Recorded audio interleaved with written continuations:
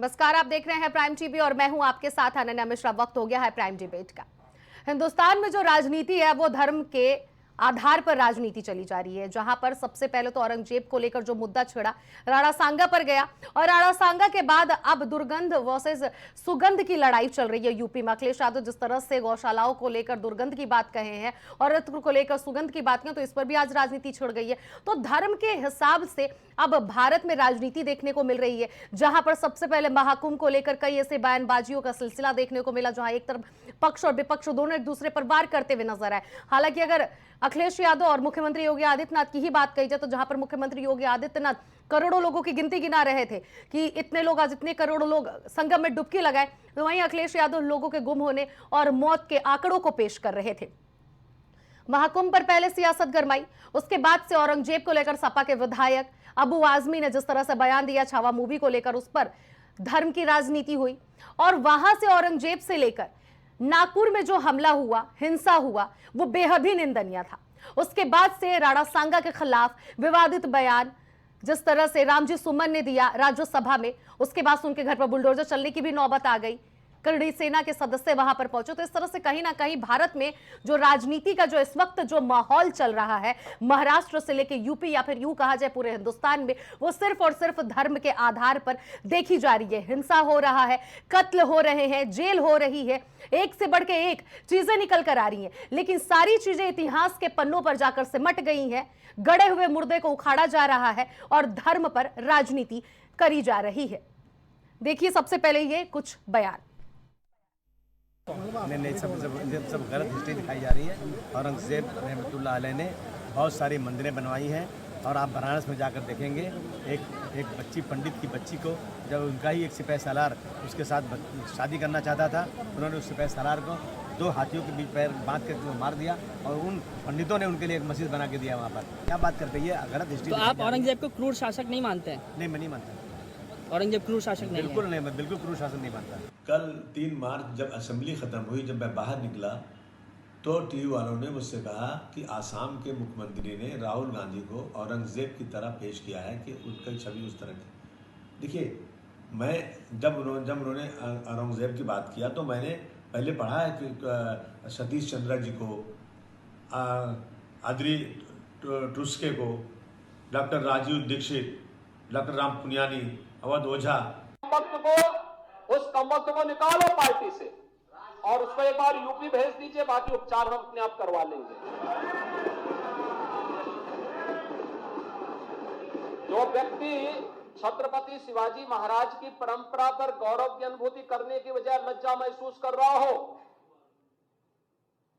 और औरंगजेब को अपना नायक मान रहा हो, क्या उसको भारत के अंदर रहने का अधिकार होना चाहिए क्या? और समाजवादी पार्टी को इसका जवाब देना चाहिए। एक तरफ आप कुंभ को कोसते रहे और दूसरी तरफ औरंगजेब जैसे दुष्ट और क्रूर धर्मान मंदिरों को तोड़ने वाले व्यक्ति को, भारत की आस्था को निर्ममता के साथ रौंदने का कार्य करने वाले व्यक्ति को महिमा मंडन करते हो। आखिर कौन सी नस ऐसी आपकी दबी हुई है कि आप लोग अपने उस व्यक्ति पर, उस विधायक पर नियंत्रण नहीं कर पा रहे हैं?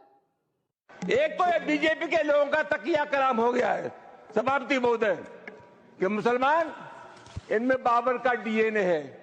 उप सभापति महोदय, मैं जानना चाहूंगा कि बाबर का डीएनए मुसलमान में है।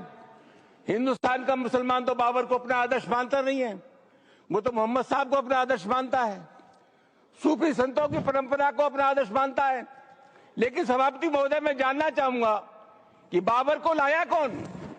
बाबर को इब्राहिम लोदी को हराने के लिए राणा सांगा लाया था। तो मुसलमान तो बाबर की औलाद हैं और तुम गद्दार राणा सांगा की औलाद हो, ये हिंदुस्तान में तय हो जाना चाहिए। अगर बाबर की तो आलोचना करते हैं, राणा सांगा की आलोचना नहीं करते। सभापति महोदय, ये बहुत सभापति महोदय, ये देश की एकता आप अनुभवी आदमी है, बातचीत में संसदीय मर्यादाओं का ध्यान रखें, संसदीय मर्यादाओं का ध्यान रखें। टाइम है जो भी चीजें संसदीय मर्यादा के अनुकूल नहीं है, की लड़ाई में गुलामी की सभापति महोदय, please your time is over, you please sit. ये भारतीय जनता पार्टी ने जो संस्कृति शुरू की है कि पुरानी बातों को कहें, पुरानी बातों से कहीं ना कहीं अपने हिसाब से इतिहास को पढ़ें, इतिहास को बताएं। दुख है इस बात का कि जो भारतीय जनता पार्टी ने ये परंपरा शुरू की है कि इतिहास अपनी मानसिकता से, अपने पॉलिटिकल लाभ से पढ़ें। उसी में बहुत सारे लोग कह रहे हैं कि पुरानी इतिहास की किताबें जो उठाई हैं, मान लो गूगल आप कर लें, क्या क्या इतिहास लिखा हुआ है, यूट्यूब आप उठा लें, क्या क्या इतिहास लिखा है। ये तो सरकार की जिम्मेदारी बनती है और ये सरकार तो वो है जो नाम बदलती है, इतिहास बदलती है। ये रामजिया सुमन जी पे इसलिए अटैक हुआ कि एक तो वो दलित हैं और दलित होने की वजह से उन पर अटैक हुआ है। अगर ये मैं कहूँ कि अगर मेरे आदर्श योगी हैं तुम तो पगला जाएंगे। सोचो हमें क्या कपड़े पहनने पड़ेंगे अगर हमारे वो आदर्श हो जाएं तो। ये बातें ऐसी मत करा करो नौजवान। हमारा आदर्श क्या है? हमारे आदर्श लोहिया जी हैं। हम लोग डॉक्टर भीमराव जी के, अम्बेडकर जी के रास्ते पे चलते हैं। नेताजी ने जो रास्ता दिखाया उस रास्ते पे चल रहे हैं। जनेश्वर मिश्र जी ने हम लोगों को जो सिखा के गए हैं उस रास्ते पे चल रहे हैं हम लोग। तो समाजवादी लोग हैं, विकास खुशहाली चाहते हैं। कन्नौज में रहकर के हम लोगों ने भाईचारे की सुगंध दी है। ये जो भारतीय जनता पार्टी के लोग हैं इनकी नफरत की दुर्गंध है। मैं तो कन्नौज के सुगंध वाले लोगों से कहूंगा ये भारतीय जनता पार्टी की दुर्गंध को हटाएं। अभी तो थोड़ी हटाई है, अगली बार और हटा दो जिससे कि कन्नौज का विकास रुका हुआ आगे बढ़ जाए। आप बताइए, दुर्गंध पसंद करते हैं इसीलिए गौशाला बना रहे हैं, हम सुगंध पसंद कर रहे थे इसलिए इत्र पार्क बना रहे थे। बताइए ये सांड पकड़ रही है सरकार के नहीं पकड़ रही है? आप खुद जानते होंगे। नहीं पकड़ रही है, कहा तो उन्होंने पैसा खा जा रहे हैं। तो इसलिए हम लोग सुगंध पसंद करने वाले लोग हैं, इसलिए परफ्यूम पार्क बना रहे हैं। ये दुर्गंध वाले लोग हैं, ये दुर्गंध वाले लोग हैं, इसलिए क्या कहेंगे ये तो। नमस्कार। सनातन के कार्यक्रमों में भी जाकर सनातन को अपमानित करना कभी अखिलेश यादव भूलते नहीं। ये सनातन के प्रति उनकी घृणा को दर्शाता है। कल अखिलेश यादव एक बार फिर कन्नौज आए और कन्नौज आकर उन्होंने कहा कि योगी हमारे आदर्श नहीं हो सकते। बात भी सही है, जिनके आदर्श औरंगजेब और बाबर हों उनके आदर्श योगी कैसे हो सकते हैं। दूसरा, उन्होंने योगी के ऊपर, योगी के कपड़ों के ऊपर सवाल खड़े किए और कहा कि इसके जैसे कपड़े पहनना पड़ेगा। यह भगवाधारी साधु संतों के प्रति इनकी घृणा को दर्शाता है। लेकिन वोट बैंक की राजनीति जो न कराए कि आखिर उन भगवाधारी के चरणों में आना ही पड़ता है, शायद इसीलिए अखिलेश जी यज्ञ में आए हुए थे। दूसरा, उन्होंने कहा कि भारतीय जनता पार्टी की सरकार को दुर्गंध पसंद है इसलिए उन्होंने गौशालाएं बनवाई। सही है अखिलेश जी, भारतीय जनता पार्टी गौ माता का सम्मान करती है और आप जिस वर्ग से आते हैं वो भी गौपालक वर्ग है, तो इसलिए भारतीय जनता पार्टी ने गौशालाएं खुलवाई। लेकिन आप अपने राज्य को याद करो, जब आपके राज्य में गौकुशी केंद्र खुला करते थे और शायद यही आपको सबसे ज्यादा पीड़ा आज हो रही है कि आपके खुलवाए गए गौकुशी केंद्र बंद हो गए हैं, उनका स्थान गौशालाओं ने ले लिया है। तो धर्म धर्म धर्म, सिर्फ और सिर्फ धर्म पर हिंदुस्तान में राजनीति छिड़ी हुई है, जिसको महासंग्राम का नाम दे दीजिए या फिर चाहे जो नाम दे दीजिए, सिर्फ और सिर्फ धर्म के नाम पर राजनीति छिड़ी हुई है। तमाम लोग अपनी अपनी तरफ से बातों को रख रहे हैं। औरंगजेब से लिए, महाकुंभ से लिए, राणा सांगा से लिए और सुगंध वर्सेस दुर्गंध तक ये धर्म की राजनीति आज पहुंच गई है। इसी पर हमारे साथ चर्चा करने के लिए मेहमान खुद जुड़ गए हैं। केसी जैन जी हमारे साथ भारतीय जनता पार्टी से हैं, मोहम्मद शाहजी हमारे साथ समाजवादी पार्टी से, वरिष्ठ पत्रकार हमारे साथ पंकज रस्तोगी जी जुड़ गए। सभी लोगों का बहुत बहुत स्वागत है। सबसे पहला सवाल तो मैं लूंगी भाजपा से, यानी कि केसी जैन जी से। धर्म पर केवल राजनीति की जा रही है केसी जैन जी, जनता के जो मुद्दे हैं वो सिर्फ और सिर्फ खाली बस्ते में पड़े हुए हैं, जवाब दे दीजिए आप। देखिए, दरअसल क्या है कि विपक्ष का ये सबसे प्रिय सब्जेक्ट है कि जब भी चर्चा करनी हो आप धर्म की चर्चा करें। भाई, राणा सांगा का नाम लेकर के गाली देने का काम किसने किया? विपक्ष ने किया। औरंगजेब का नाम किसने लिया? अबू आजमी ने लिया, जो समाजवादी पार्टी के बड़े नेता हैं। तो ये लोग जानबूझ करके ऐसे लोगों का नाम लेते हैं, ऐसे लोगों का चरित्र चित्रण करते हैं कि सामने वाला कहीं ना कहीं उनको जवाब देने के लिए मजबूर। तो देखिए कि अगर हमारे महापुरुषों को कोई गाली देगा तो अगर बदले में गाली नहीं तो प्रतिक्रिया तो देनी पड़ेगी कि आप गाली मत दीजिए, इतना तो कहना ही पड़ेगा। और जब ये बात आए कि गाली मत दीजिए तो ये होता है भाई आप गाली दे किसको रहे। तो ये सबसे प्रिय सब्जेक्ट विपक्ष का हो गया है। देखिए जब दीपावली पे दीपक जलते हैं अयोध्या में, उस पे भी समाजवादी पार्टी के मुखिया श्री अखिलेश यादव सवाल उठाते हैं, तब उनको गरीब और बीमार और लाचार और किसान याद आते हैं, बाकी साल भर याद नहीं आते। होली पे सवाल उठा देते हैं वो कि पानी की बर्बादी हो रही है, अब देखिए लोग किसी के ऊपर रंग न छोड़ दें, तमाम सारी बातें इस तरीके की। तो ये मुद्दा विपक्ष लेकर के आता है। दरअसल उसके पास कोई सवाल नहीं है जो सत्ता पार्टी से और खास करके भारतीय जनता पार्टी से उत्तर प्रदेश में और केंद्र सरकार से वो कर सके। क्योंकि आप देखिए कि जिस समय कांग्रेस की सरकार 2014 तक हुआ करती थी, तब मात्र 13 करोड़ गैस कनेक्शन पूरे भारत देश में थे।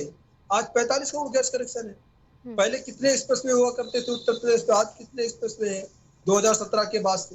तो जिस प्रकार से विकास हो रहा है, जिस प्रकार से काम हो रहा है, चाहे किसानों का किसान सम्मान निधि दी जा रही हो, जो छात्र छात्राएं हैं उनको टैबलेट बांटी जा रही हो, और चाहे चिकित्सा व्यवस्था 1 रुपए के पर्चे में सारा ट्रीटमेंट हो रहा हो लोगों का, मेडिकल को लेकर के जिस प्रकार से माननीय डिप्टी सीएम उत्तर प्रदेश के सक्रिय हैं। आप देखिए कि हर जिले में एक अच्छा ट्रामा सेंटर लेवल का एक अच्छा हॉस्पिटल वहाँ पे मौजूद हो, इस तरीके की व्यवस्था की जा रही है।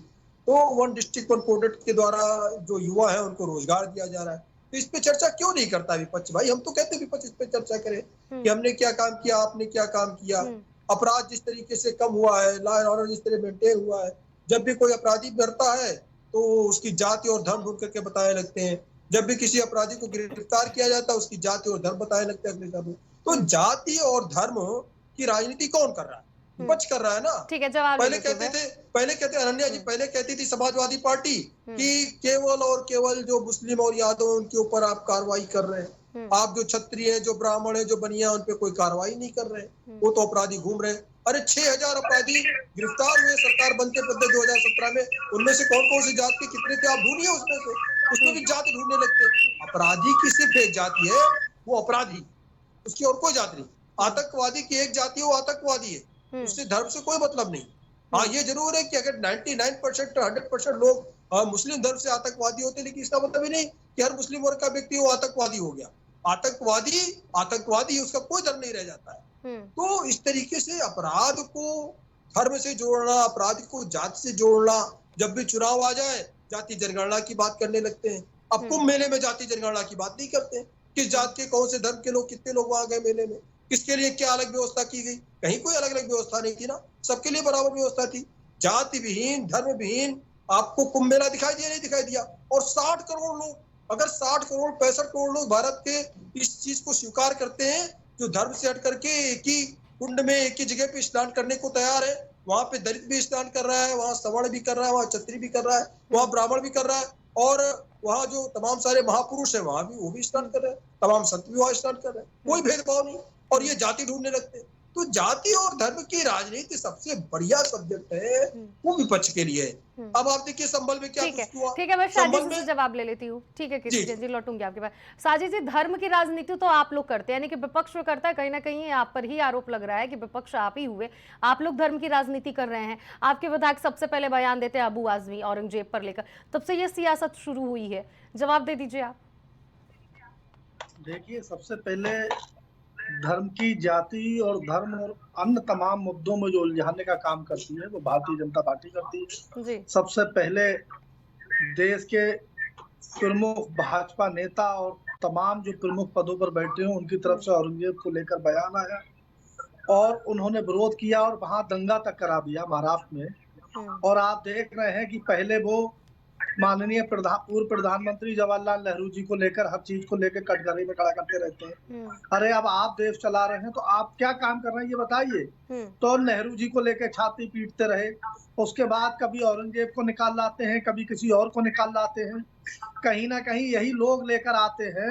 और लॉ एंड ऑर्डर की तो स्थिति आप वाकिफ ही है कि इससे पहले एक हापुड़ के एक धर्मगुरु थे, वो एक मठ पर बैठते, उन्होंने तमाम बार मुस्लिम धर्म के जो प्रमुख लोग हैं उनको लेकर तमाम टिप्पणियां की और अभी तक वो जेल नहीं गए, केवल ऐसे ही रहा। तो कहीं ना कहीं भारतीय जनता पार्टी इस तरीके से कहलवाकर जो है वो उलझाना चाहती है कि कोई विकास का सवाल ना पूछ ले, कोई बेरोजगारी का सवाल ना पूछ ले, कोई महंगाई का बात ना कर ले, कोई भ्रष्टाचार की बात ना कर ले। और रह गई बात, ये कहते हैं कि आतंकवादी अधिकतर इन्होंने कहा कि मुस्लिम समाज से होते हैं। अरे भाई, मुस्लिम समाज ने तो एपीजे अब्दुल कलाम आजाद दिए हैं, देश की पहली महिला शिक्षिका फातिमा शेख दी है, अबुल कलाम आजाद पहले शिक्षा मंत्री दिए हैं, और तमाम चाहे रजिया सुल्ताना हो या तमाम जो इन्होंने देश की आजादी में योगदान दिया है, मोहम्मद अली जौहर, उनकी मदर अम्मा करके उनका नाम है, उनके भाई शौकत अली, और तमाम कम से कम लाखों उलमाओं ने, अशफाक उल्लाह खां जिन्होंने अपने देश के लिए कुर्बानियां दी है, वीर अब्दुल हमीद दिए हैं, और हिंदुस्तान के सबसे पहले आतंकवादी नाथूराम गोडसे थे जिन्होंने राष्ट्रपिता महात्मा गांधी की हत्या की थी। भारतीय जनता पार्टी उनको आदर्श मानती है। बताइए कौन नहीं जानता है कि भारतीय जनता पार्टी नाथूराम गोडसे का मंदिर बनाने के लिए तैयार थी। भारतीय जनता पार्टी के लोग उनकी जयंती पर जो है वो पूजा पाठ करते हैं नाथूराम गोडसे की। हिंदुस्तान के सबसे पहले आतंकवादी नाथूराम गोडसे हैं, लेकिन भारतीय जनता पार्टी उनको हमेशा सम्मान देती है, और महात्मा गांधी जी को भी तमाम बुराइयां करती है भारतीय जनता पार्टी। तो ये लोग, और जितने अगर इतिहास के लिए जा रहे हैं, तो जब इतिहास की सच्चाई बताएगा, ये भले ही इतिहास यूनिवर्सिटी में अपने प्रोफेसर रखकर, अपने लोग रखकर इतिहास को बदलने की कोशिश करते हैं, लेकिन कोई ना कोई गिरोह जैसा आ जाता है जो सच्चाई बताएगा। गिरोह बता रहा है, क्यों चीख रहे हैं? कोई भी बोलने की, अगर कोई और सच्चाई कह देगा तो तुरंत उस पर मुकदमे और तोड़फोड़ हो जाएगी। आरएक्स तक था क्या? वहां पे हापुड़ वालों ने कितनी बार बोला है धर्म को लेकर? कोई गया? एक सांसद ने बोल दिया, क्योंकि वो दलित है बेचारे, पीडीए के हैं, उनके घर पर देखिए हमला कर दिया, और वहां पे पुलिस रोक रही थी, पुलिस पे भी हमला कर दिया। तमाम वीडियो है जो पुलिस पर लोग हमला कर रहे हैं, हाथ चला रहे हैं। किसका क्या हुआ है?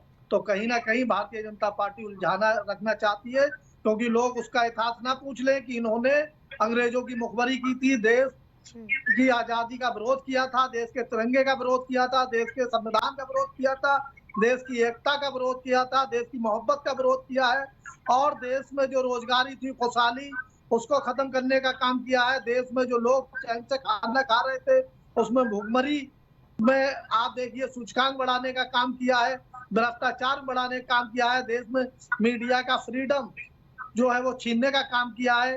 तो आप लगातार भारतीय जनता पार्टी देश को बर्बाद करने पे तुली है। अर्थव्यवस्था देखिए कहाँ पहुंचा दी।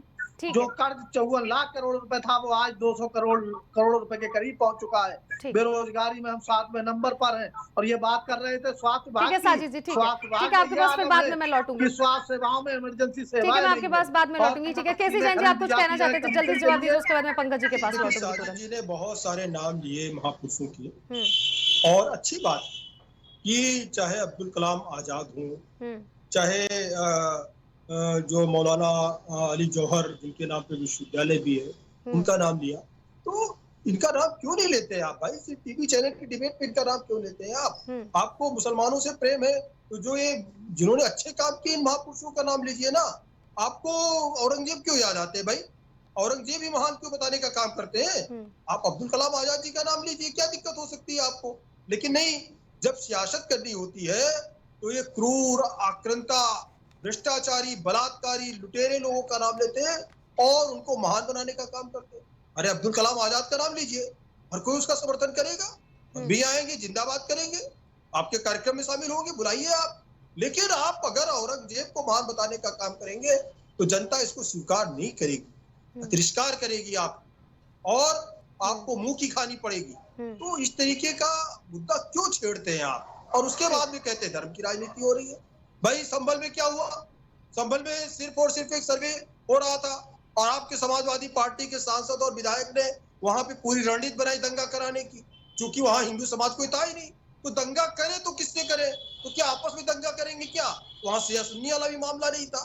जो आपको सबसे प्रिय सब्जेक्ट जो आपका है दंगा, जैसे कि आप अपनी सरकार में किया करते थे, तमाम ठीक सारे है। दंगे हुए, 5,000 ठीक है, इसका जवाब मैं लूंगी साजिद जी से, उसके पहले अब मैं पंकज जी के पास जाऊंगी। ठीक है केसी जैन जी, आपके पास लौटूंगी मैं। ठीक है, इसके बाद पूरी हो जाए, मैं 10 सेकंड में ठीक है, खत्म करता हूं। ठीक है जैन तो जी, मैं क्या लौटूंगी, था? इसके बाद आप नहीं, जवाब दे दीजिएगा। ठीक संभल में है, जो ठीक है, कुछ बहुत हुआ, वक्त हो गया, पंकज जी भी इंतजार कर रहे हैं, उनका भी किससे जवाब आप लेना लड़ाई है। कर रहे थे? ठीक है, दोबारा मैं किससे आऊंगी लड़ केसी रहे जैन थे? जी आपके पास। ठीक है पंकज जी, आपसे सवाल मेरा यही रहेगा कि भारतीय जनता पार्टी धर्म की राजनीति कर रही है, फिर समाजवादी पार्टी कर रही है, फिर कांग्रेस कर रही है, फिर बहुजन समाज पार्टी कर रही है, कौन सी पार्टी धर्म की राजनीति हिंदुस्तान में कर रही है? क्योंकि जो गरमाई हुई है ये राजनीति, वो आपको अच्छे से पता है कि कहां से शुरुआत हुआ और कहां तक इस वक्त ये राजनीति पहुंची है। जवाब दीजिए।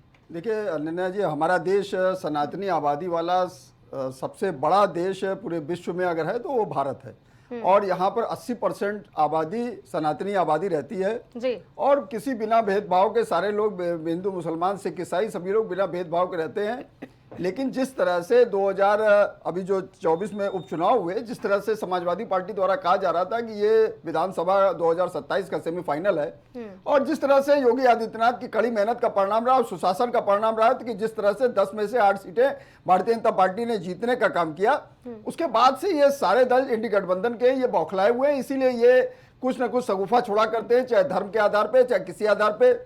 औरंगजेब के बारे में बात करने का काम किसने किया? औरंगजेब के बारे में बात करने का काम, उसको महिमा मंडित करने का काम अबू आजमी जो महाराष्ट्र प्रदेश अध्यक्ष हैं समाजवादी पार्टी को और एकमात्र विधायक वहां से हैं, उन्होंने जो है उसके बारे में टिप्पणी की और उसका महिमा मंडन किया।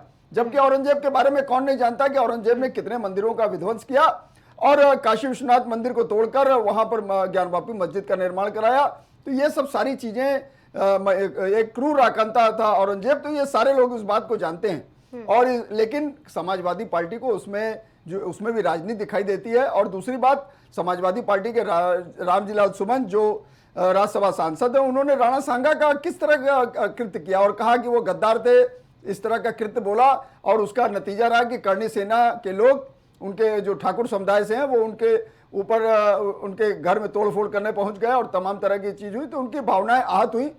तो इस तरह की बात कहिए और उसके बाद माफी मांग लीजिए। यही हाल महाराष्ट्र में अबू आजमी ने किया और उसके बाद उनके खिलाफ FIR दर्ज हुई, सब हुआ, उसके बाद उन्होंने माफी मांग लिया। जब वहां इस तरह की घटनाक्रम होने लगा तो उन्होंने माफी मांग लिया। उसी तरह रामजीलाल सुमन जो राज्यसभा के सांसद हैं, वरिष्ठ सांसद हैं, उन्होंने किया, उसके बाद उन्होंने माफी मांगने का काम किया कि मेरा एक कहने का आशा नहीं था। एक तरफ आप किसी की भावनाओं को आहत कीजिए और उसके बाद माफी मांग लीजिए। अखिलेश यादव पक्ष लेते हैं। अखिलेश यादव के चूंकि पार्टी के रामजीलाल सुमन है, इसलिए वो उसको नया मोड़ देने का प्रयास करते हैं कि वो दलित समुदाय से आते हैं, इसलिए उनकी भावनाओं को आहत किया जा रहा है। विचारों की अभिव्यक्ति सबको है इस देश में, लेकिन इसका ये मतलब थोड़ी कि किसी भी धर्म के लोगों का आप की भावनाओं को आहत करिए और उठपटांग बोलने का काम करिए।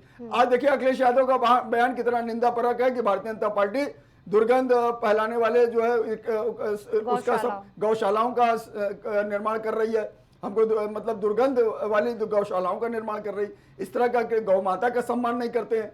जबकि वो यादव समुदाय से आते हैं, गौ माता का इस तरह का असम्मान करते हैं, असम्मान करते हैं। और दूसरी बात, कन्नौज की जिस तरह से बात करते हैं, तो इस तरह का बयान एकदम जिसको कहा जाए ये एक निंदापरक बयान है। और अखिलेश यादव समाजवादी पार्टी के राष्ट्रीय अध्यक्ष हैं और 37 सांसदों के साथ उनकी पार्टी पूरे देश की तीसरे नंबर की पार्टी है, तो उनको इस तरह का बयान देना कहीं से भी जायज नहीं है। लेकिन चूंकि 2027 का चुनाव है, तो किसी तरह से येन केन प्रकार जनता को किस ओर मोल्ड किया जाए।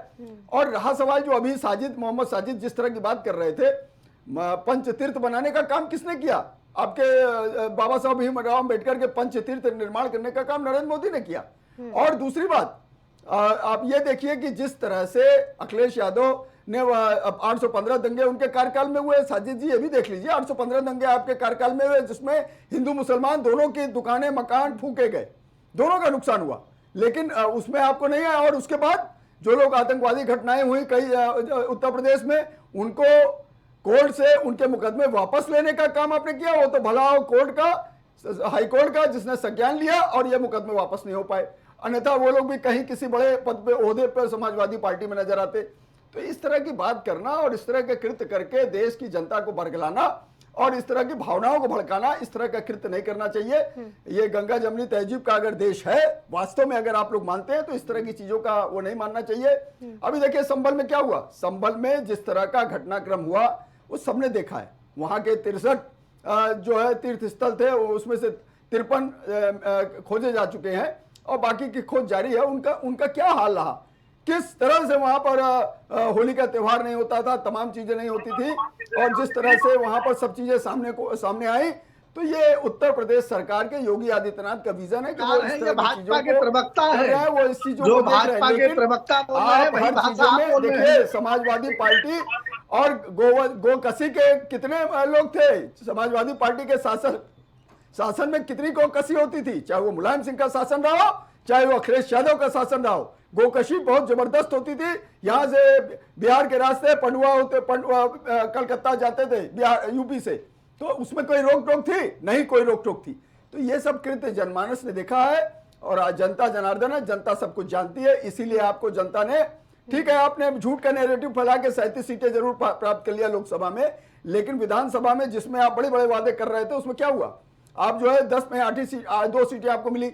और जिस तरह से आपने वहां अब हिंदुओं के पर्व आपके महाकुंभ जो 144 साल बाद दुर्लभ संयोग आया था, जिस तरह से वहां पर जनता बिना किसी भेदभाव के साथ वहां सभी लोग पहुंच रहे थे, सभी धर्मों के लोग, तो वहां पर आपने ओबीसी हो चाहे दलित हो, सारे लोगों ने वहां पर स्नान किया। आप स्वयं, अखिलेश यादव स्वयं स्नान करने गए और 11 डुबकियां लगाई वहां पे।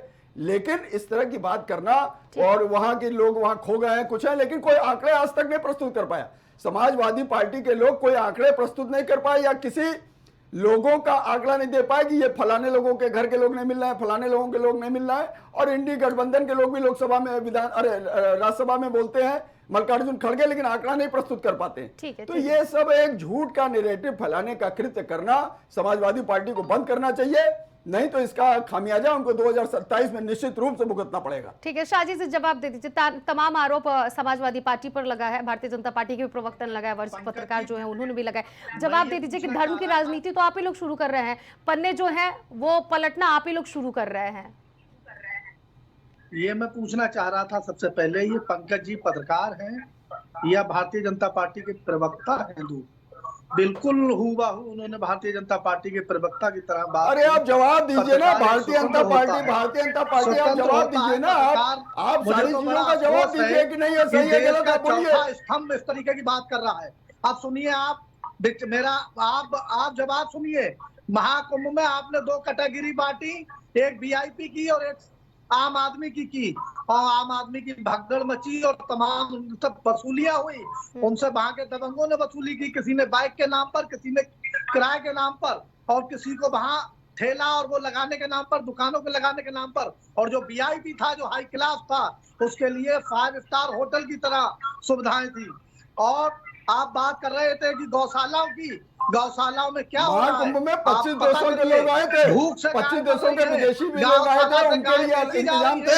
और आप कहिए वीआईपी के लोगों के लिए 2 पुल अलग थे, उनसे कोई मतलब नहीं था। 30 प्लाटून पुल बनाए गए थे, उसमें 28 पुल जो है आम जनमानस के लिए थे। सुनने की आदत पंकज जी बात रख लेनी दीजिए, अपनी बारी बोलिए, उसके बाद लौटूंगी। सुनने की आदत डालिए, अगर आपका नाम साजिद हो तो आप बोलिए। ठीक है साजिद जी, वो नहीं बोल रहा, आप अपनी बातों को रखिए। तो देखिए, महाकुंभ में इन्होंने 2 कैटेगरी बांटी, एक वीआईपी और एक आम आदमी। आम आदमी में बेचारा दलित, पिछड़ा, गरीब था, जो वंचित शोषित था, जिसको वहां तक नहीं, घाटों तक नहीं पहुंचने दिया जा रहा था, जिनको किराए के नाम पर बाइक वाले और तमाम लोग उनसे वसूली कर रहे थे। उनमें से बहुत सी पीडीए में से कोई अगर दुकान लगा रहा था तो 1-1 लाख रुपए देना पड़ रहा था, चाहे कि खोखो से लेकर ठेले तक लगाने के लिए। और वीआईपी आ रहा था, वो लग्जरी होटल 5 स्टार की तरह ठहर रहा था, स्नान करके उनके लिए अलग घाट की व्यवस्था की गई थी। और उसी गरीबों में से बेचारे वहां पे अव्यवस्थाओं के कारण तमाम लोग जो सनातनी थे, जिनकी बात करती है भारतीय जनता पार्टी, वो हमारे सनातनी भाई थे, वो हमारे देश के लोग थे, वो भी किसी के बेटे थे, किसी के पिता थे, किसी के चाचा थे, और वो बेचारे जो है वो बेमौत दुनिया से चले गए हैं। उनके लिए जो है भारतीय जनता पार्टी उनको भी तमाम उनके लिए उल्टी सीधी बातें करती रही, उनके दुख में शामिल होने के बजाय, और भारतीय जनता पार्टी के लोग भी। और बात कर रहे थे गौशालाओं की। गौशालाओं की ये स्थिति है कि गौशालाओं में कम से कम हर महीने भूख से गायें मरती हैं, और अधिकतर गौशालाएं इनके लोगों के पास ही है, लेकिन उसके बाद भी भूखों से मर रही है, और इनके लोग उन गायों को बेचने का काम कर रहे हैं। तमाम ये आलम है। और कई जिलों में ऐसा है, बरेली में गाय तड़प तड़प कर भूख से मर गई, पॉलीथीन खाकर। उस पर कई अच्छे पत्रकारों ने खबरें लिखी है कि भूख से गाय मर गई और पॉलीथीन थी जब उनका पोस्टमार्टम किया गया। तो इस तरीके से ये गांव की गायों की इन्होंने दुर्दशा कर दी है। जो गाय आराम से लोग उसे सम्मान से अपने खिलाते पिलाते थे और वो घूमती थी, लेकिन आज इन्होंने ऐसा गाय का माहौल बना दिया है गाय गाय कि दूसरा एक बड़ी आबादी उन गायों को तो एक तरफ देखने को तैयार नहीं है कि अगर हमने कुछ खिलाया और उसे कहीं किसी और बीमारी से भी कुछ हो गया तो ये हमारे ऊपर आरोप लगा देंगे।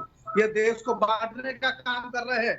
और औरंगजेब अभी आज वहाँ के डिप्टी सीएम है महाराष्ट्र के, इनकी सरकार में शामिल है अजीत पवार जी। उन्होंने कहा है कि इससे पहले भी देश चल रहा था, इससे पहले भी औरंगजेब थे, इससे पहले भी तमाम महापुरुष थे, लेकिन कभी ऐसा नहीं हुआ।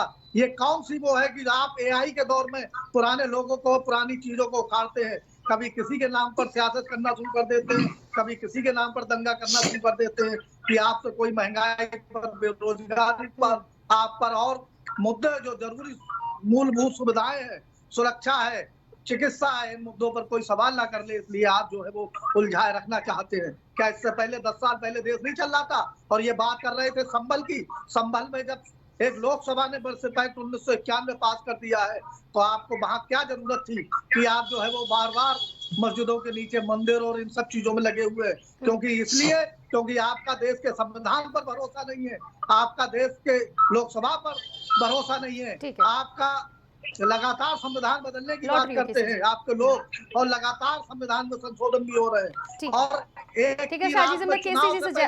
आपने उसको एक निचली अदालत से आदेश कराया और तुरंत सर्वे होने पहुंच गया। कितने केसों में तुरंत कार्रवाई होती है ये, और पुलिस कितनी करती है, लेकिन सरकार कहीं ना कहीं दंगे कराकर लोगों को उलझाए रखना चाहती है। और निर्दोष, चाहे महाराजगंज हो या संभल हो, तमाम निर्दोष भाई हमारे जो है वो लोग आपस में बेचारे लड़ के मर रहे हैं क्योंकि भारतीय जनता पार्टी जी जवाब दे दीजिए। दंगे फसाद भारतीय जनता पार्टी की तरफ से ही किए जाते हैं, लोगों को उलझाने के लिए किए जाते हैं। साजिद जी की तरफ से तमाम आरोप लग रहे हैं। ठीक है साजिद जी, आप अपने बातों को रखिएगा, बाद में जब लौटूंगी तब। ठीक है साजिद जी, केसी जैन जी जवाब दे दीजिए। और एक और सवाल ये भी ले लीजिए, सौगातें मोदी जो ये उपहार के तौर पर बांटे जा रहे हैं मुस्लिम समुदाय के लोगों को, इसका भी जवाब दे दीजिएगा कि किस तरह से ये जो चीजें बांटी जा रही है, कहीं ना कहीं तो जाहिर सी बात है कि धर्म की राजनीति भारतीय जनता पार्टी भी कर रही है। जवाब दीजिए इन दोनों बातों का, साजिद जी के तमाम सवालों का भी। देखिए अनन्या जी, मतलब कि समाजवादी पार्टी ने कॉपीराइट करा रखा है कि केवल मुसलमानों के लिए करेंगे तो वो करेंगे और कुछ कर नहीं सकते, और यही कॉपीराइट कांग्रेस के पास भी है। तो अगर सबने सिर्फ और सिर्फ मुसलमानों का कॉपीराइट ले रखा है, अगर भारतीय जनता पार्टी हिंदुओं की भी बात करती है तो उसमें क्या दिक्कत हो सकती है? हम तो देखो सबका साथ सबका विकास की बात करते हैं, लेकिन हिंदुओं की भी बात करते हैं, अब बहुसंख्यक वर्ग की भी बात करते हैं। बाकी पार्टियां क्या है, वो केवल और केवल गोद में बैठा के दूध पिलाने का काम केवल वर्ग विशेष को कर रहे हैं और उनको शांत प्रिय समाज बताने का काम करते हैं।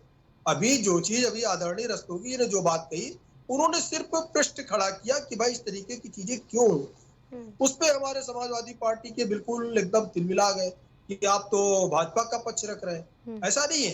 देखिए जो समाज के अंदर प्रश्न है वो प्रश्न आपकी तरफ से भी होना चाहिए। मैं तो कहता हूँ साजिद जी, वो रस्तोगी जी और केसी जैन बाद में प्रश्न करें, आपको प्रश्न पहले उठाना चाहिए अबू आजमी के ऊपर, जिसका समर्थन श्री अखिलेश यादव जी ने किया कि भाई औरंगजेब को लाने की क्या जरूरत थी छेड़ने की, लेकिन श्री अखिलेश यादव जी ने क्या किया, उन्होंने कहा वो तो भाई शेर है, हमारा शेर दौड़ता है। अरे अब वो आदमी माफी मांग रहे हैं, नाक रगड़ रहे जो है, कह रहे भाई गलती हो गई क्षमा कर दो, और अखिलेश यादव जी क्या कह रहे, मेरा शेर है दौड़ रहा है। यानी कि समाजवादी पार्टी की सह पर, पूरी की पूरी पार्टी की सह पर, दिशा निर्देश पर अबू आजमी के द्वारा इस तरीके का वक्तव्य दिया गया। ये अबू आजमी का निजी वक्तव्य नहीं कहा जा सकता है कि वो माफी मांग करके छुट्टी ले ले, क्योंकि इसका समर्थन श्री अखिलेश यादव जी ने किया। दूसरी बात अनन्या जी, आपने जो प्रश्न किया कि भाई मोदी जी एक गिफ्ट बांट रहे हैं और सबका साथ सबका विकास के मॉडल को सत्य करते हुए मुसलमानों के लिए भी काम कर रहे हैं, तो देखिए हमने कभी भी किसी भी योजना में अल्पसंख्यक समाज को वंचित नहीं रखा, मुस्लिम समाज को कभी वंचित नहीं रखा। आप देखिए खाद्यान्न योजना, इसका सबसे ज्यादा लाभ हमारे मुस्लिम भाई बहन ले रहे हैं। अगर हमने टैबलेट वितरण किया तो क्या जिन स्कूलों में बच्चियां पढ़ रही थी, बच्चे पढ़ रहे थे, क्या मुस्लिम परिवार को उसका लाभ नहीं मिला? क्या आयुष्मान कार्ड योजना का सबसे ज्यादा लाभ हमारे मुस्लिम भाई बहन ले रहे हैं, जो चिकित्सा व्यवस्था के लिए आयुष्मान कार्ड 5 लाख रुपए तक का निःशुल्क इलाज है। आप डाटा उठा के देखिए। और शौचालय जो उत्तर प्रदेश में 5 करोड़ शौचालय दिए गए, उसमें सबसे ज्यादा जो मलिन बस्तियों के रूप में रह रहे थे, गंदे जगहों पर रह रहे थे, उनका सुंदरीकरण करने का काम किया गया और 5 करोड़ से ज्यादा लोगों को शौचालय दिए गए उत्तर प्रदेश में। और उसके साथ साथ करीब 70 लाख से ज्यादा लोगों को आवास दिए गए। उसमें भी आप देखिए मुसलमानों को कितनी बड़ी संख्या है। तो हम कहाँ भेदभाव कर रहे हैं भाई? हम कहाँ कह रहे हैं मुसलमान देश से बाहर रहेगा या अछूता है हमसे? लेकिन हाँ, सबका साथ सबका विकास, अगर देश के अंदर रहना है तो भारत माता की जय भी बोलना होगा, भारत के संविधान का सम्मान भी करना होगा, बहुसंख्यक वर्ग का भी सम्मान करना होगा। केवल एकला चलो और अलग चलो, अलग थलग की राजनीति करेंगे तो ये नहीं चलेगा। जो कुछ जम्मू कश्मीर के लोग कर रहे थे अलगाववाद, अगर उस तरीके की रणनीति उत्तर प्रदेश में अपनाई जाएगी तो बिल्कुल उसका विरोध होगा। और जब उसका विरोध होगा तो उसमें कहीं ना कहीं नुकसान हमारे अल्पसंख्यक भाइयों का भी होगा। माननीय मुख्यमंत्री योगी आदित्यनाथ जी ने जो बात कही उसमें क्या गलत है कि जब दंगे होते हैं तो चाहे हिंदू हो चाहे मुस्लिम हो, सबके घर जलते हैं, सबको तकलीफ होती है, सबको कष्ट होता है, सबके घर के बच्चे मरते हैं, जवान मरते हैं और जो कष्ट है वो बुजुर्गों को झेलना पड़ता है, अकेले पड़ जाते हैं। लेकिन जब से भारतीय जनता पार्टी की सरकार 2017 से बनी है, 8 साल हो गए, दंगे नहीं हो रहे उत्तर प्रदेश में। अगर कहीं पे छुटपुट घटना होती है उसको वहीं पे शांत कर दिया जाता है। संभल में बड़ा दंगा करने की तैयारी थी समाजवादी पार्टी के सांसद और विधायकों, लेकिन दंगा नहीं होने पाया। क्यों दंगा नहीं होने पाया? दंगा किया लेकिन किसके साथ किया? अपने ही लोगों के साथ वहां पर किया, क्योंकि बहुसंख्यक वर्ग को समझा दिया गया कि आप लोग बिल्कुल शांत रहेंगे, जो करते हैं इनको करने दीजिए, कोई वहां विरोध नहीं करेगा, कोई वहां पर लाठी डंडा लेके नहीं पहुंचेगा, जितना उत्पात मचाना है मचाने दो, और इसको संभालने की जिम्मेदारी किसकी है? सरकार की। सरकार ने इसको संभाला। अब मैं जवाब साजिद जी से ले लेती हूं, दंगा नहीं होने उसके बाद से पंकज जी के पास दंगा होता संभल की वजह से तो आप सोचिए पूरे प्रदेश में आग लगती। ठीक है, किसी इसके बाद आऊंगी आपके पास, इसके बाद फिर तुरंत लौटूंगी आपके पास। साजिद जी, आपसे सवाल मेरा ये रहेगा कि क्या इस देश में धर्म पर राजनीति हो रही है या फिर नहीं हो रही है? आप जवाब दीजिए। देखिए, भारतीय जनता पार्टी के पास कोई विकास नहीं है, कोई योजना नहीं है, कोई विजन नहीं है, सिर्फ देश को बर्बाद करने पर तुले हैं। चाहे अर्थव्यवस्था हो, चाहे युवाओं का भविष्य हो, चाहे आम आदमी हो, चाहे पिछड़ा हो, चाहे गरीब हो, चाहे दलित हो। देखिए, आप एक तो भारतीय जनता पार्टी उसी मिशन पर काम कर रही है। इसीलिए वो लौटूंगी इसके बाद आपके पास लौटूंगी, उनको बोल लेने दीजिए, बातों को रख लेने दीजिए। ठीक है, साजिद जी अपनी बातों को रखें। तो कोई और नहीं बोला था, इनको समझाइए, जब इनको मौका मिले तब दोबारा बोले। ठीक है, साजिद जी बातों को सीखें, अनुशासन सीखें और डॉक्टर यूनिवर्सिटी का ज्ञान बताने से बेहतर है सुनना भी सीखें, कुछ सीखने को ही मिलेगा। ठीक है, वो नहीं बोल रहा, आप अपनी बातों को कंप्लीट करिए। मैं ये बताना चाह रहा था कि देश के हालात कितने खराब हैं आप समझ सकते हैं, और देश में कौन नफरत की बात करता है। और जब से भारतीय जनता पार्टी आई है इसके बाद देश में कभी किसी का नाम हटा दिया जाता है, कभी किसी का नाम बदल दिया जाता है, कभी कुछ कर दिया जाता है, कभी किसी पुराने पूर्वज के नाम पर जो है वो बवाल खड़ा कर दिया जाता है, कभी मूवी बनवाई जाती है। एक मूवी पहले बनवाई गई आई किल्ड बापू, उसमें गोडसे को नायक दिखाया गया। तो किस तरीके से, और महात्मा गांधी मतलब औरंगजेब को आप भी महान बता रहे हैं, मूवी का विरोध कर रहे हैं। आप समझ सकते हैं कि किस तरीके से भारतीय जनता पार्टी देश में मोहब्बत नहीं चाहती, लोगों को बांटना लड़ाने का काम करती है, हमेशा कहीं ना कहीं नफरत फैलाने का काम करती है। इसीलिए बवाल कराए जा रहे हैं। इसीलिए देश के लिए इन्होंने बताइए यूपी में 33.50 लाख करोड़ रुपए के निवेश की बात हुई ग्लोबल इन्वेस्टर मीट में। कहाँ कोई बड़ा उद्योग लगा है? कौन सा बड़ा हॉस्पिटल खुला है? कहाँ पर हॉस्पिटल में अभी हाथरस कांड हुआ, तमाम लोग भगदड़ में मरे, और जब अस्पताल पहुंचे उन्हें इलाज नहीं मिल पाया और वहाँ लोग मर गए क्योंकि चिकित्सा सुविधाएं नहीं थी। मशीनें थी लेकिन अटेंडेंट नहीं थे चलाने के लिए। अभी भी यूपी में सबसे ज्यादा डॉक्टर्स की कमी है, तमाम मेडिकल फैसिलिटी नहीं है हॉस्पिटल में, CIC पर डॉक्टर नहीं है। आप ये समझ लिए हालात इतने खराब हैं कि यहाँ के युवा आप ये कहना चाहते हैं कि धर्म पर राजनीति हो रही है, चाहे वो स्वास्थ्य का विभाग हो चाहे कोई भी विभाग हो, पूरी तरह से चरमराई हुई है, विकास नहीं है, विजन नहीं है। ठीक है, ठीक है, पंकज जी से जवाब ले लेती हूँ। ठीक है, इसका जवाब पंकज जी दे देंगे। कर रही है, नफरत फैलाने का काम कर रही है। ठीक है, पंकज जी आप जवाब दे दीजिए। धर्म के नाम पर राजनीति हो रही है। सैयद जी की तरफ से बयान आपने सुन लिया है और उन्होंने कई उदाहरण भी दे दिए, चाहे वो स्वास्थ्य विभाग हो चाहे फिर और भी अन्य विभागों का उन्होंने उदाहरण दिया है। चरमराई 6 अप्रैल 1980 को गठित भारतीय जनता पार्टी हिंदुत्व के दृष्टिकोण पर आधारित पार्टी है और हिंदुत्ववादी विचारधारा को लेकर चलने वाली पार्टी है और सबका साथ सबका विश्वास को लेकर 2014 से नरेंद्र मोदी के नेतृत्व में भारत में सरकार तीसरी बार गठित हुई है केंद्र में, और उत्तर प्रदेश में डबल इंजन की सरकार 2017 से योगी आदित्यनाथ के नेतृत्व में चल रही है। और लेकिन अगर बात की जाए जिस तरह से समाजवादी पार्टी तुष्टीकरण की राजनीति करती है तो ये भी जनमानस देख रहा है और ये जानता है अच्छी तरह से। और अभी वहां पर संभल दंगे की बात कर रहे थे तो संभल में जिस तरह का विवाद हुआ, जिस तरह से दंगा फैलाने की कोशिश की जा रही थी, लेकिन वो दंगा नहीं फैल सका और कुछ वहां दो वर्गों का एक आपसी वैमनस्य था, तुर्की और पठान समुदाय का, उसी को लेकर उन लोगों की आपसी वैमनस्यता इस मुगालते पे आई और वहां पर 5 लोगों की मृत्यु हो गई जो मुस्लिम वर्ग के थे। तो ये भी जनमानस ने देखा। और अभी जो बात कर रहे थे कि जो प्लेसेस ऑफ वर्शिप एक्ट की 1991 में जो पास हुआ था, प्लेसेस ऑफ वर्शिप एक्ट, उसमें स्पष्ट ये है कि आप किसी भी मोमेंट के किसी भी आपके जो मंदिर या कुछ भी मस्जिद है कुछ भी है उसके स्वरूप के बारे में, प्रकृति के बारे में जानकारी प्राप्त कर सकते हैं। ऐसा कहीं उल्लिखित उसमें नहीं है कि उसकी प्रकृति के बारे में आप जानकारी नहीं कर सकते हैं, ये बिल्कुल स्पष्ट है। और भारत के मुख्य न्यायाधीश उस समय मई 23 में भारत के सुन लीजिए मई 23 में भारत के मुख्य न्यायाधीश तत्कालीन ने उन्होंने भी ये टिप्पणी की थी कि आप जो है प्रकृति के बारे में बदलाव आप जो है जानकारी प्राप्त कर सकते हैं, किसी भी मंदिर मस्जिद के प्रकृति के बारे में जनमानस जानकारी कर सकता है। इसी के तहत तमाम याचिकाएं और तमाम चीजें हुई और उसको लोग जानकारी प्राप्त कर रहे हैं। लेकिन अगर बात की जाए तो एक वर्ग विशेष की सिर्फ बात करने से काम नहीं चलेगा। आज मोदी जी देखिए सबका साथ सबके विश्वास के आधार पर चल रहे हैं और आज देखिए पत्ते और वो जो है आपके ईद की किट बांटी जा रही है सभी मुस्लिम लोगों को, चाहे बिहार हो चाहे अन्य सब प्रदेश हो, सब जगह उनको किट बांटी जा रही है। तो ये मोदी जी का विजन है। भले मुस्लिम वर्ग वोट दे चाहे न दे, भारतीय जनता पार्टी सारी योजनाओं में ट्रिपल तलाक से मुक्ति दिलाई मुस्लिम महिलाओं को, चाहे उनके लिए चाहे वो अन्न खाद्यान्न योजना हो, चाहे आपका शौचालय योजना हो, चाहे मुद्रा लोन हो, किसी भी लोन में आप देखिए। और मकान प्रधानमंत्री आवास 1 करोड़ 40 लाख मकान दिए गए, उसमें 35% मकान मुसलमानों को है। तो ये मोदी जी का विजन है, वो सबका साथ सबके विश्वास में चलते हैं, चाहे मुस्लिम समुदाय वोट दे भारतीय जनता पार्टी को चाहे न दे, लेकिन भारतीय जनता पार्टी की स्पष्ट नीति है कि वो सबको साथ लेके चलने के लिए तत्पर है। इसीलिए देखिए इस तरह की चीजें हो रही है। और समाजवादी पार्टी की बात करें तो समाजवादी पार्टी सिर्फ जो है इसी आधार पर चलने के लिए तत्पर रहती है।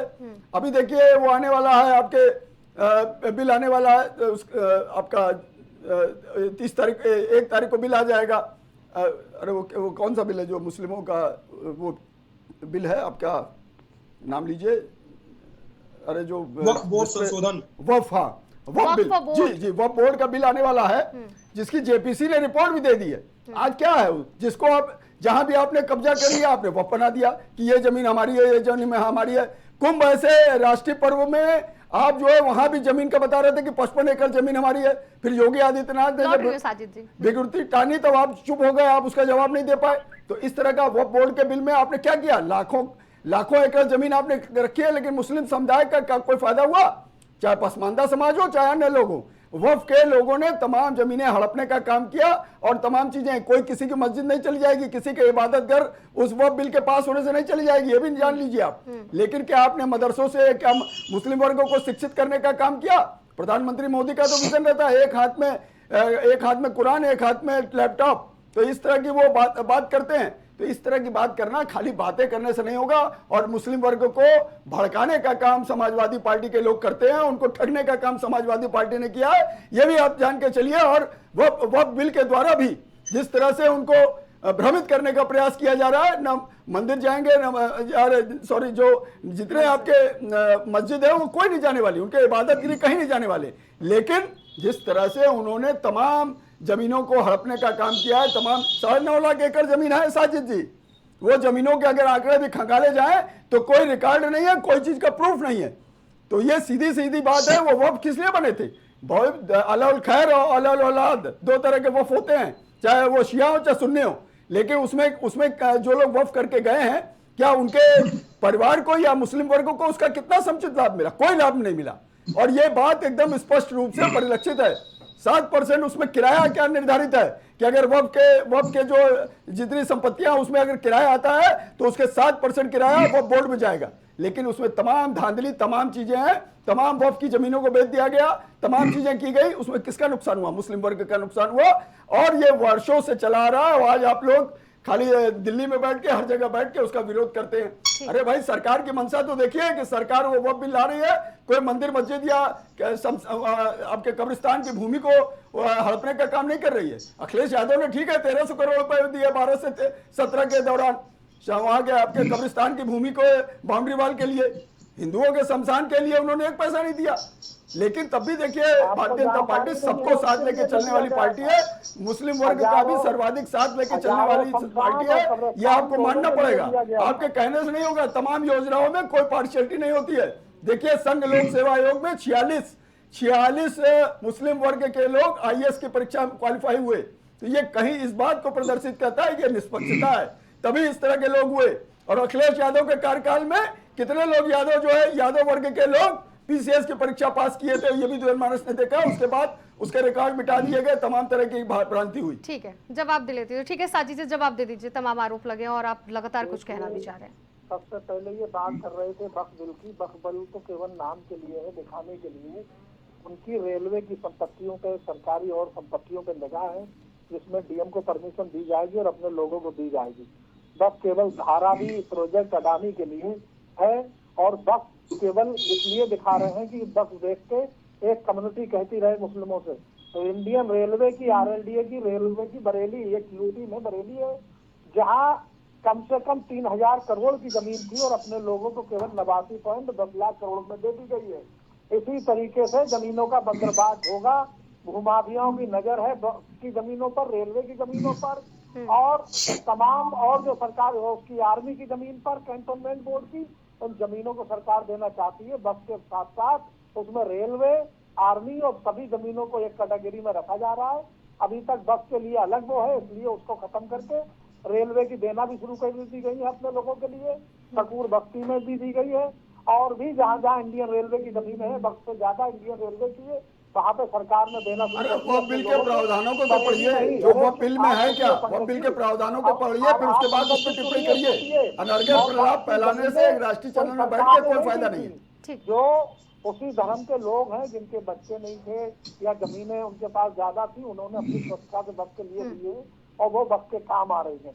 ऐसे ही तमाम साउथ के बड़े मंदिर हैं जिनके पास अरबों खरबों की संपत्तियां हैं, जमीनें हैं, तो वो उनकी अपनी है, उनको लोगों ने दान दी है और वो उन ट्रस्ट की है। इसी तरीके से वक्त की है। लेकिन सरकार की निगाह इन सब जमीनों को छीनने की है और छीन कर अपने लोगों को, जो चंद लोग हैं, उन्हें दी जाएगी। ये पहली बात रही वक्त की। दूसरी बात ये कर रहे थे देश में नफरत का काम। तो देखिए बौद्ध धर्म के लोग कह रहे हैं हमारे मंदिरों पर कब्जा कर लिया, उनके मंदिर भी दे दें। और बढ़ते पैक्ट के तहत वो भी कह रहे हैं, जैन धर्म के लोग, गुजरात से आवाज उठना शुरू हुई है कि साहब हमारे उस पर धर्मस्थलों में कब्जा कर लिया, तो उनके भी मंदिर देना। ठीक है साजिद जी, इस बात का जवाब दीजिए जो सवाल आप पे खड़े किए गए हैं कि मुस्लिम समुदाय के लोगों को भी हर जगह भारतीय जनता पार्टी लेके गई है, चाहे वो आवास देने का काम हो या फिर उज्ज्वला गैस योजना का योजना हो, मुद्रा लोन हो, तमाम इन्होंने योजनाओं को गिनाया है। तो क्या वहां पर धर्म की राजनीति की गई है? और इन्होंने ये भी आपकी पार्टी पर प्रेम लगाया है कि जब समाजवादी पार्टी की सरकार थी तो तमाम ISP से सिर्फ और सिर्फ यादव और मुस्लिमों की ज्यादातर संख्या रही है बनने में, ऐसे में हिंदू पीछे रहे, तो धर्म की राजनीति समाजवादी पार्टी करती है। इस बात का आप जवाब दीजिए इनको। इन्होंने इस तरह के सवाल आपके सामने खड़े किए हैं। देखिए इनको सबसे ज्यादा तकलीफ इसी बात की होती है कि PDA के लोग कैसे आगे बढ़ते हैं। PDA के लोग क्या अब नहीं बनने हैं यादव समाज के या मुस्लिम, पहले नहीं बने हैं। अरे जो पढ़ने में काबिल होगा या जो होगी, जो पढ़ेगा, तो वो कहीं ना कहीं नौकरी पे जाएगा। लेकिन ये जब कोई PDA का बन जाता है तो इनको तकलीफ होती है। सरकार में और भी लोग बने थे, आप समाजवादी पार्टी की सरकार में तमाम मंत्री थे सवर्ण जाति के, और भी अभी भी माता प्रसाद पांडे जी को नेता प्रतिपक्ष बनाया गया है। राष्ट्रीय अध्यक्ष जी ने खुद इस्तीफा देकर उनको बनाया गया। लेकिन इनका काम है PDA का विरोध करना, कुछ ना, क्योंकि इन्हें PDA का कोई व्यक्ति अगर IAS बनेगा, IPS बनेगा, तो इन्हें तकलीफ होगी, इन्हें ये बर्दाश्त नहीं होता है। ठीक है, आप सभी लोगों ने अपनी अपनी बातों को रखा। ठीक है साजिद जी, ठीक है। एक बात मेरी सुन लीजिए, थोड़ी मेरी 1 मिनट बात सुन लीजिए।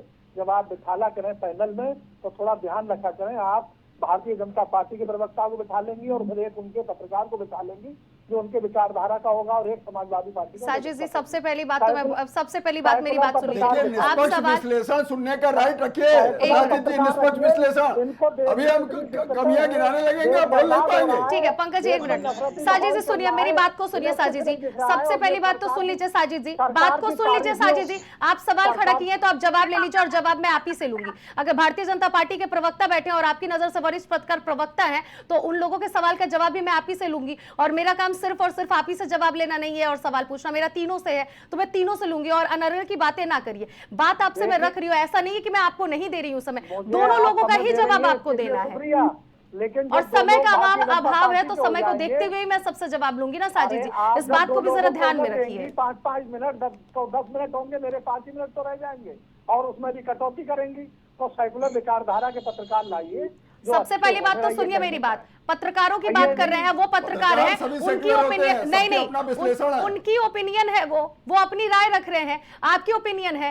आपके भी जाति धर्म यादव कोई भी हो, भारतीय जनता पार्टी में वो भारतीय जनता पार्टी की बात करता है, तो यहाँ पर इस तरह से चीजें नहीं हो सकती ना। तो ये निष्पक्ष बात नहीं रह गई। ये कहा कि भाई पीडीए की बात की तो पीडीए में क्या केवल यादव उनको बोलने में बहुत उम्मीद होती है, क्या यादव और कुर्मी आता है क्या पीडीए में? केवल ये कहार पासी बिंद मल्ला, ठीक है, ये सब कहा जाते हैं। ठीक है, सबसे पहली बात साजिद, इस बात को आप ध्यान में रखिए कि समय को देखते हुए हम लोग कोई भी कार्य करते हैं। ठीक है, फिलहाल समय का अभाव है। आप सभी मेहमानों का इस डिबेट में जुड़ने के लिए बहुत बहुत शुक्रिया। आप लोगों ने अपनी अपनी बातों को रखा कि किस तरह से धर्म की राजनीति यहाँ पर हिंदुस्तान में की जा रही है या फिर नहीं की जा रही है। एक बार फिर से आप लोगों का मैं बहुत बहुत शुक्रिया करती हूँ क्योंकि आप लोगों ने अपनी अपनी बातों को रखा है। और जिस तरह से देश में धर्म की राजनीति हो रही है, जहां पर औरंगजेब को लिए, राणा सांगा को लिए और महाकुंभ को लिए, तमाम ऐसे मुद्दे हैं जहां पर हिंदुस्तान में उठाए गए और जिसको लेकर तमाम विरोध प्रदर्शन भी हुए, हंगामे भी हुए, चाहे वो नागपुर हिंसा देख लीजिए या फिर जिस तरह से रामजी सुमन के घर पर करड़ी सेना के सदस्य पहुंचे, हंगामा किए, प्रदर्शन किए, तोड़फोड़ किए, ना जाने कितनी गाड़ियों को तोड़ा है, कितनी कुर्सियों को आते ही उन्होंने तोड़ना शुरू कर दिया। तो ऐसे तमाम दंगे फसाद देखने को मिल रहे हैं जिसमें पुलिसकर्मी भी घायल हो रहे हैं और जो वहां पर दंगे फसाद लोग कर रहे हैं वो तो घायल हो ही रहे हैं। तो ऐसे में इस वक्त जो हिंदुस्तान की राजनीति है वो सिर्फ और सिर्फ धर्म पर जाकर रुक गई है। अब देखना यह होगा कि औरंगजेब, राणा सांगा, बाबर, अकबर, मस्जिद, मंदिर लेकर इसके बाद कौन कौन से मुद्दे पर भारत में राजनीति होती है और ये जो इतिहास के पन्ने को जो पलट कर राजनीति शुरू हुई है ये कब जाकर इस पर विराम लगता है, ये सभी को इस बात का इंतजार है। फिलहाल इस प्राइम डिबेट में इतना ही। बाकी खबरों के लिए बने रहिए प्राइम टीवी के साथ।